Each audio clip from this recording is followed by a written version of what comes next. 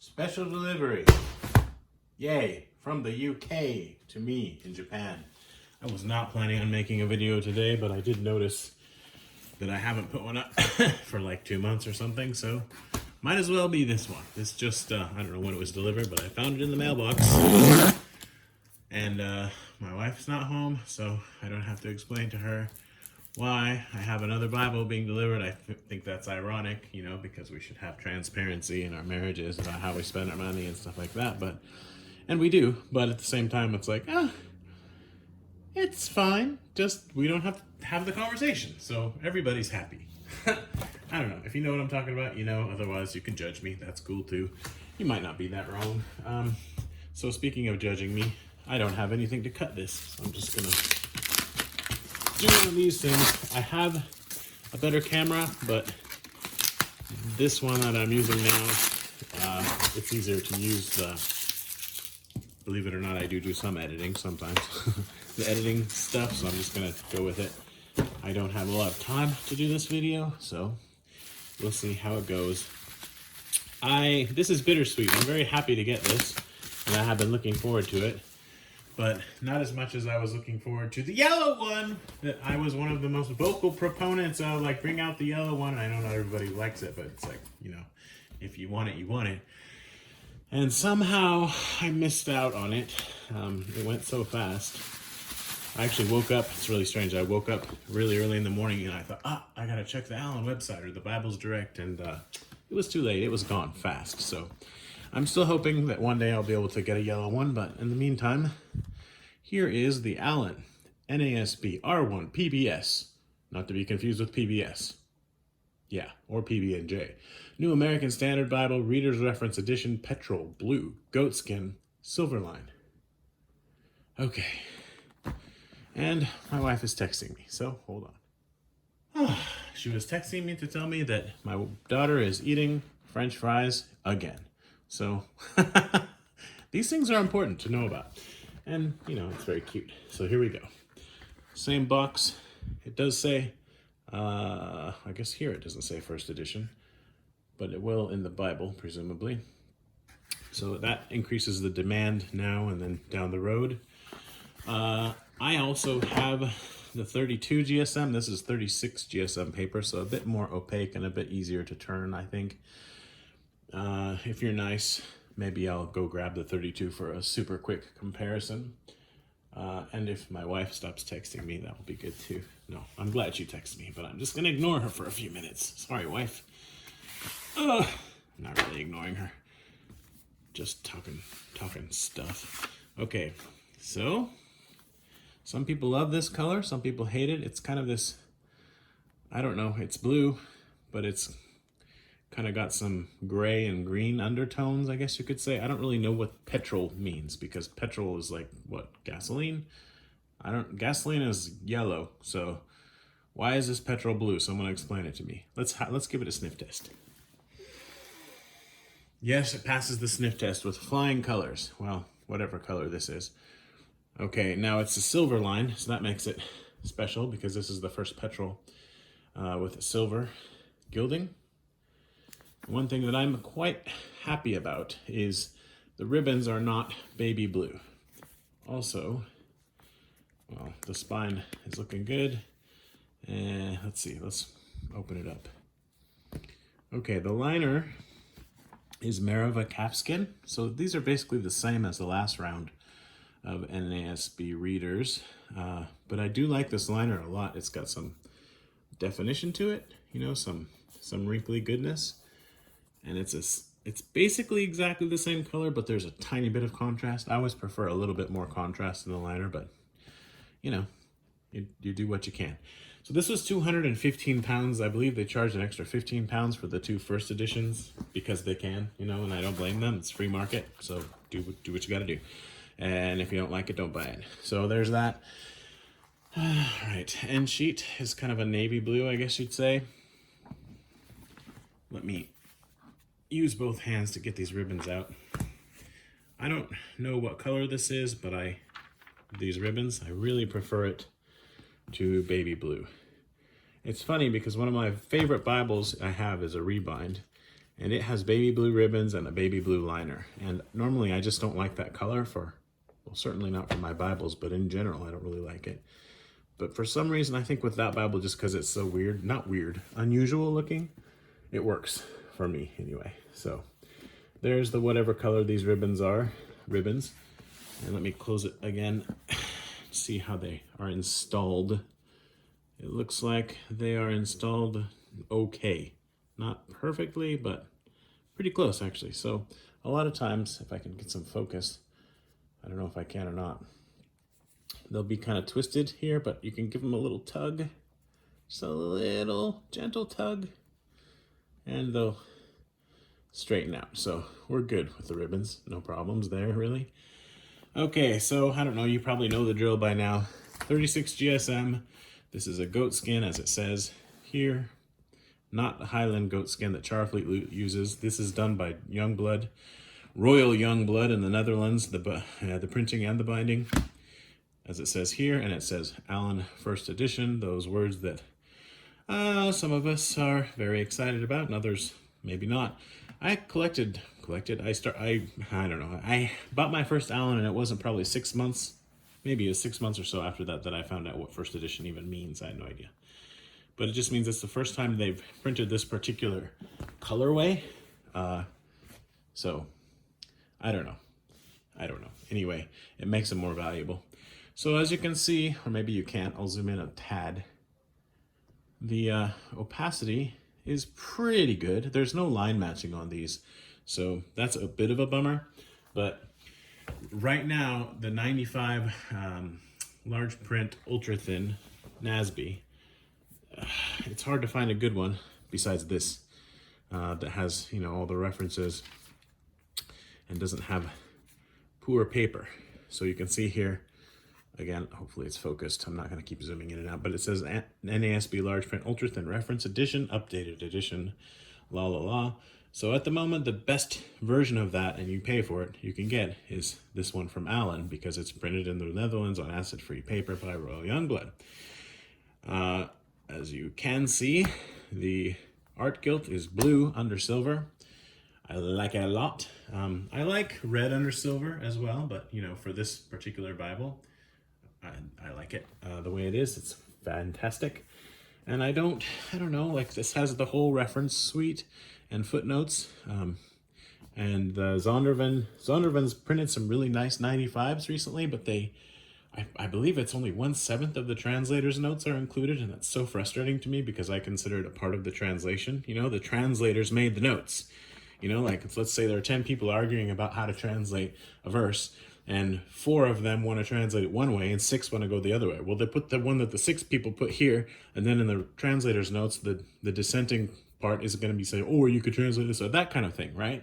And when you're trying to have a little bit of in-depth Bible study and you're using the most literal translation, like of all the translations, you're going to take away the footnotes. The 2 that I would want to keep them, or translator's notes, would be the NASB and the King James, right? King James, because a lot of times the notes make it more clear. So one of the best King James Bibles you can buy is a Canterbury from Schuyler. No text, no notes. They just took them away. And then some of the best NASB blocks you can buy right now, like for a reasonable price, are from Zondervan. And you know what I'm saying? You know, just keep the dang notes. I can do without the references, but I want the notes. I guess it costs money, you know, to have the full suite of translator's notes, but I'll get off my soapbox here. And I'm just going to turn through some stuff here. We can go back to look at the layout a bit. It's a familiar edition, the Elput, the large print ultra thin. So it's verse by verse. Here's how the Psalms look.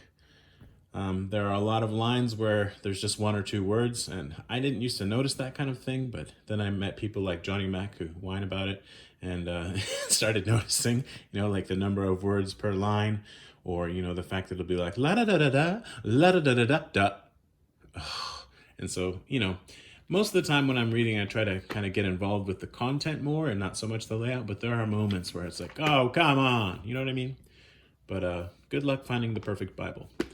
So I have a 2007 printing from Lockman of the large print ultra thin, and that paper is stupidly opaque. It's perhaps the best paper this millennium, as far as like the balance of thickness and opacity and the feel. And it's ridiculous. This is great paper. It's really, really good. And the opacity is actually quite good. And it does depend somewhat on the lighting, but there's no blue hue in the gutter because they don't use the recycled paper that Lockman apparently bought like stock in the company or something because they just keep using it. I have heard the 2020s are a bit better, like the blueness has been mitigated a bit or something, but I haven't gotten mine yet, so we'll see. Anyway, this is a really good edition, especially if you don't mind that the lines are, or that the words per line, that there are fewer. I would love Allan to do an SCR with this, same paper, a single column reference or side column reference, whichever S. This is going to be a great one.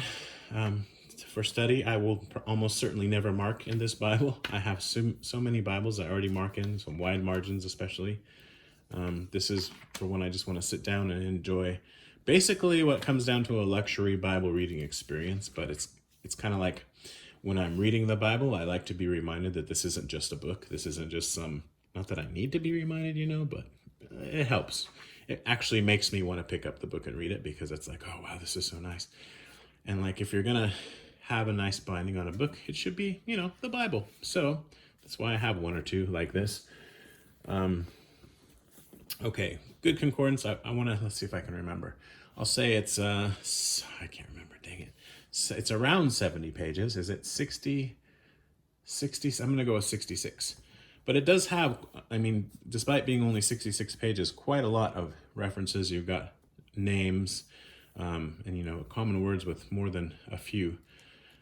Several, in fact, references each, and I often will check for Aaron or Samson, names to see, just how they compare or how a concordance compares with other concordances. And this one compares favorably. Here's Samson. You've got 4 entries, so that's pretty decent. A really nice concordance will have 5 or 6, but this is quite good, actually, especially considering that it is, look at that, nailed it, 66 pages. Woo-hoo! Okay, really nice maps printed on non-glossy paper, and to some people that's a really big deal. I prefer it, but I'm not going to have a cow if it's shiny a little bit. But I have to admit, this does seem much nicer. There are, however, only 8 of them. Then you have 32 pages of lined paper, which for me, what that does is balance out the girth of the Bible and make it open more flat in the New Testament. So I'm happy for it for that reason. I ain't going to write in that paper.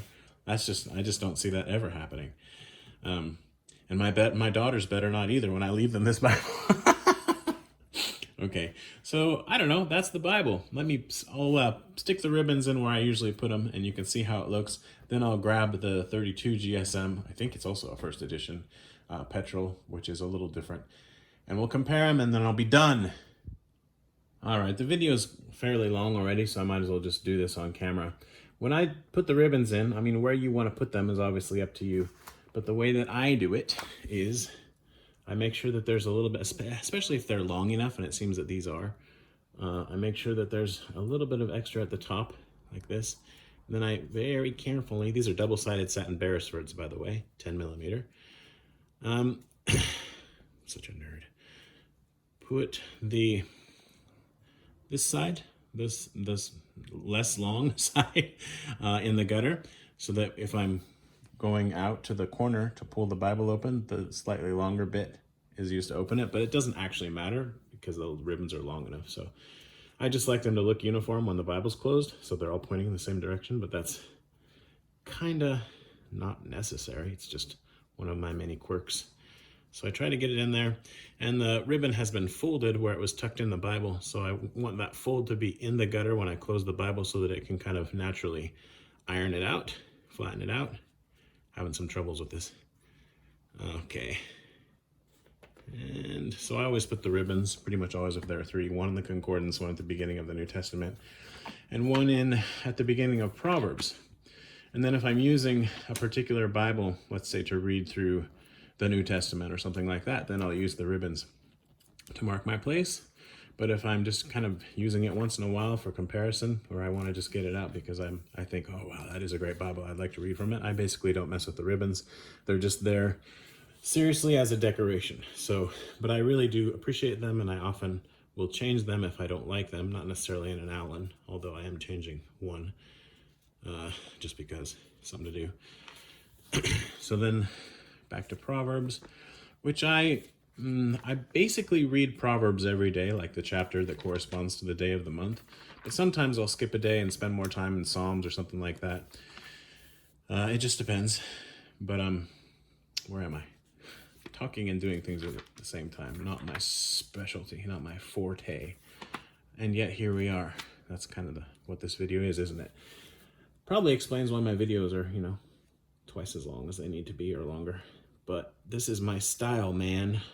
I'm rolling with it. My name for this channel used to be Sword Hoarder. I changed it to Tower Bible. I think that was a positive change. But I had other names I thought of too, which were even worse. So, anywho, don't know why I told you that, but I really like the color of these ribbons. I don't know what it's called. Maybe I'll look it up if I'm not too lazy, but I do have a lot of stuff I need to do, but I want to get this video up so it's just done.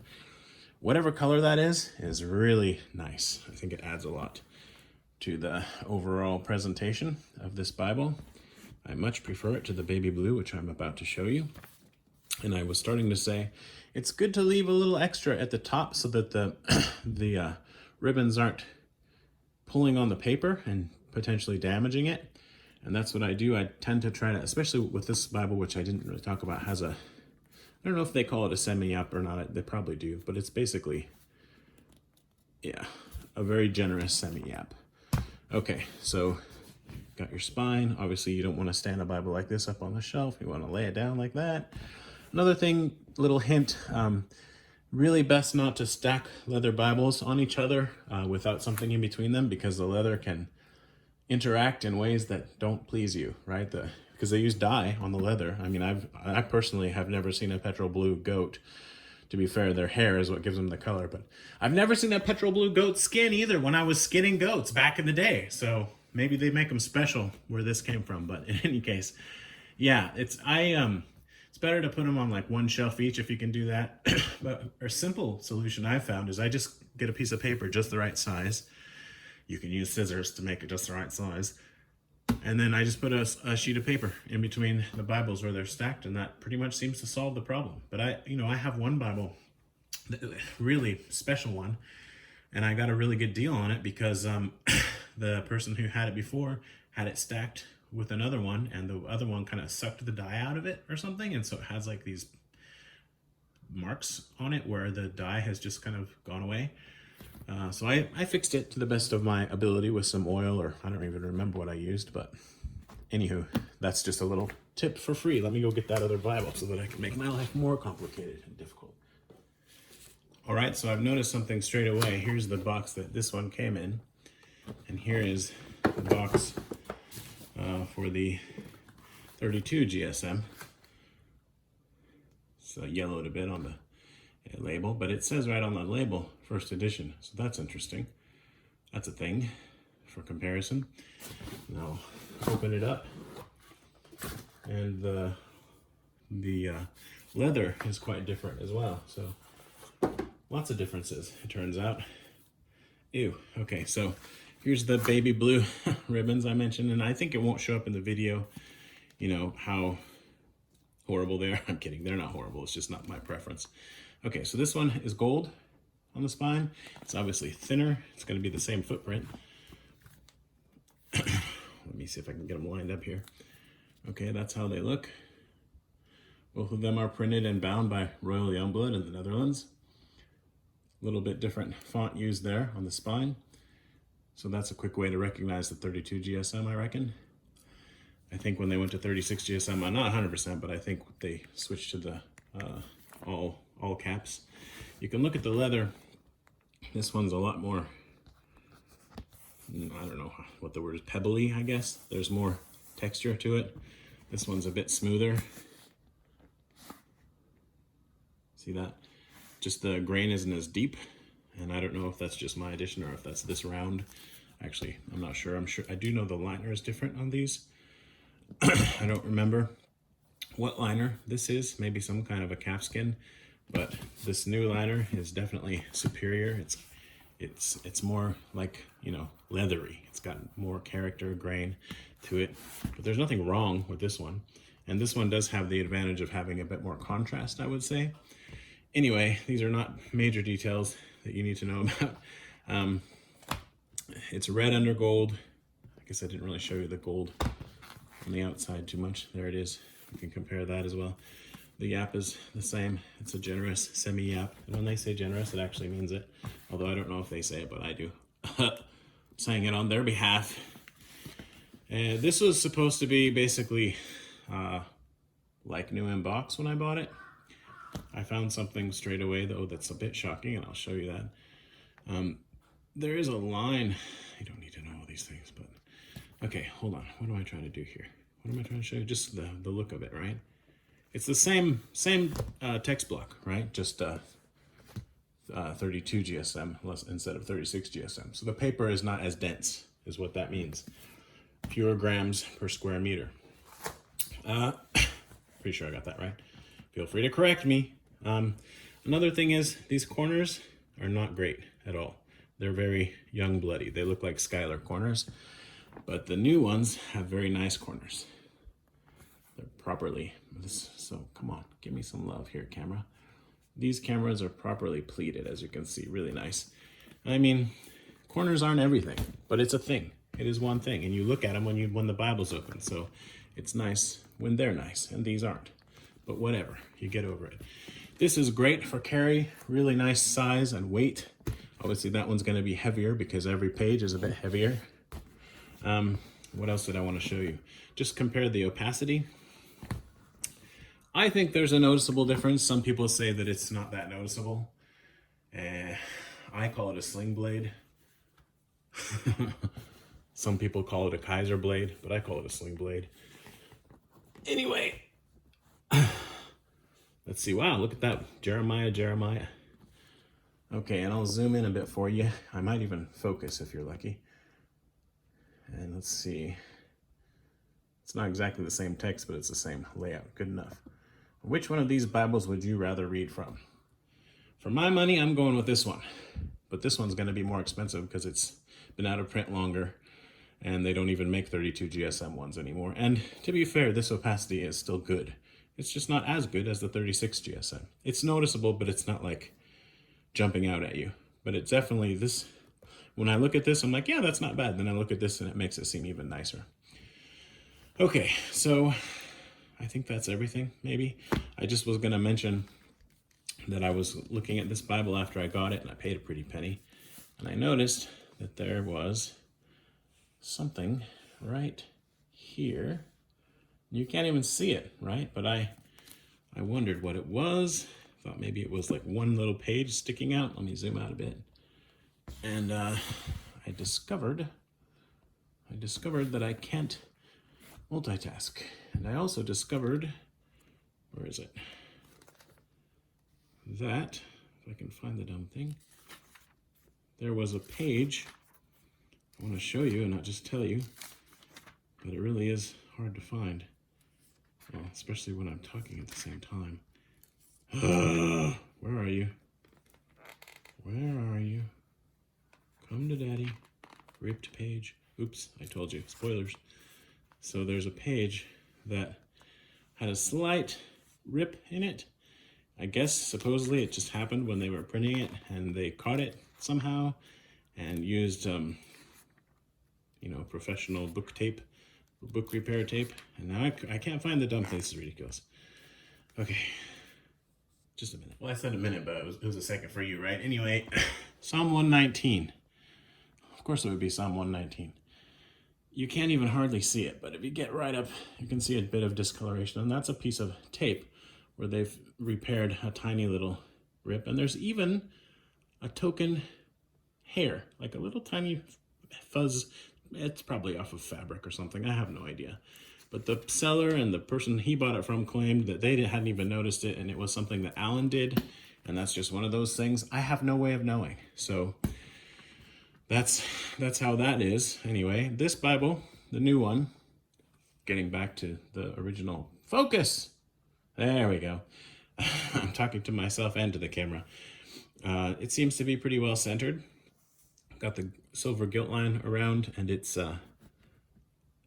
seems to be basically a uniform distance from the book block all the way around. That's awesome. And it looks like the block is in straight. Sometimes they'll be just ever so slightly diagonal. So when you open it, you can tell, but only if you're, a Bible collector like I am, and you just start noticing all these things that you never would have even thought of before. So it's one of the dangers of the hobby, I suppose. Anyway, I love this. I'm really happy to have gotten it. I think they're already sold out, but they do have some other colors. The black silver line looks nice, but I only bought this one. I'm really hoping to get a chance for the yellow one. If anybody watches this and has a yellow they don't want, please don't comment. Well, you can comment, but you can send me, what can you do? I'm on Instagram and Facebook. Well, I'm on Instagram. I am Tower of Bible, so maybe you can find me there. I don't even know. I haven't thought this through. I probably have I don't know. Anyway, I guess you can comment. Just everybody else back off, because I need that yellow Bible. Just because, something I was excited about, and I was denied. So, two really lovely NASBs, and I'm looking forward to reading the 2020. This is obviously the 95, as I've mentioned a few times. Sorry if I left anything out of this particular video. It's already way longer than I had planned, which was 0 minutes since I wasn't planning it. But I do thank you for watching, and have a nice day and read your Bible, yo. Actually, I'll just throw this in at the end. I just started what's it called? It's a Bible reading plan, but it's more like a discipleship kind of thing. It's a 1 month long one that I picked, but you can use the YouVersion app. I have it on iOS right now. I think it's on Android as well. And it's free, and it's a great app, by the way. And you can go into plans and find all kinds of different stuff. Just to give you some structure, maybe after I read through the Bible really fast this last time, I was like, now what do? Obviously, I'm reading it still every day, but sometimes it's kind of like, okay, what to do next? And so it's nice to have a 1 month kind of program to go through. And it's also good because somebody else is planning it, and that person and I don't agree on every little thing. So, and that's okay, because it gives me a chance to think about why I think the way I do about certain things theologically and otherwise. And we don't have to agree on everything. So anyway, I would recommend checking that out. It's something that's been a blessing to me this last couple days, because I just started it. So baby blue, or what are you? I don't know, whatever color that is. Thanks for watching. Bye-bye. Extra bonus content for all of y'all who like hearing about OCD things. For this moment right now, I'm going to show you. I'm still going to read this Bible, so don't get all excited. But I'm going to show you how I put the paper wraps back on when I do. Usually I just throw them away, but sometimes I put them back on. And one thing that I do is make sure that the part where they're connected here is on the top of the Bible and not on the bottom, so that the weight of the Bible isn't resting on this edge of the paper, because in theory that could make a line in the leather, and we don't want that. It could even possibly scratch it, but I mean, at some point you have to just be like, okay, it's gonna not be an issue. So anyway, I don't know exactly what I'm trying to say, but if you are putting your paper back on, I would say that it's best to do it this way. And again, I can't do things with talking at the same time. And then when I do, I talk even funnier than usual. Keep in mind, I've lived in Asia for 20 years, so my English is holding on by a thread. I don't even use English most of the time at home, let alone in my work. But I do try. It's one of the reasons I have a YouTube channel, because it gives me a chance to speak English. Okay, so again, the same thing here.